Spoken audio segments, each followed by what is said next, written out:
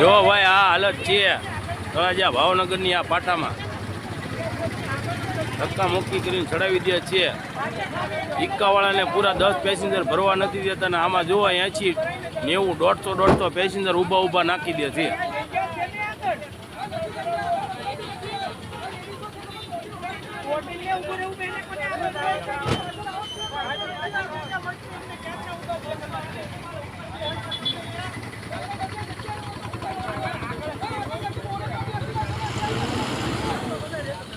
જોવો લ્યો આ હાલત છે તળાજા પાટાની.